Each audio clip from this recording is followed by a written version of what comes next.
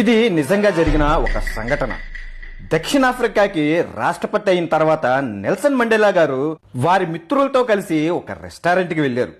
అందరూ ఒక round table దగ్గర కూర్చొని ఎవరికి ఇష్టమైన ఫుడ్ వారు ఆర్డర్ చేశారు. ఆర్డర్ వచ్చేలోపు నెల్సన్ మండేలా గారి ఎదురుగా ఉన్న టేబుల్ దగ్గర ఒంటరిగా ఒక వ్యక్తి ఆర్డర్ ఇచ్చి ఫుడ్ కోసం ఎదురు చూస్తున్నారు. నెల్సన్ మండేలా గారు వెంటనే తన సెక్యూరిటీని పిలిచి ఎదురుగా ఉన్న వ్యక్తిని మన టేబుల్ దగ్గరికి రమ్మని చెప్పి తీసుకురమ్మన్నారు. అలాగే వాళ్ళు ఆ వ్యక్తిని తీసుకొచ్చారు. ఇచ్చిన ఫుడ్ ఆర్డర్ కూడా వచ్చింది. అందరూ కలిసి తింటున్నారు. ఆ వ్యక్తి కూడా తింటున్నాడు. కానీ చేతులు వణుకుతున్నాయి, కంగారు పడుతున్నాడు. వెంటనే తినేసి నమస్కారం చేసి వెళ్ళిపోయాడు. ఆ వ్యక్తి వెళ్ళిపోగానే మండేలా గారి మిత్రులు పాపం జబ్బు చేసినట్టుంది, అందుకే తినేటప్పుడు వణుకుతున్నాడు, కంగారు కూడా పడుతున్నాడు.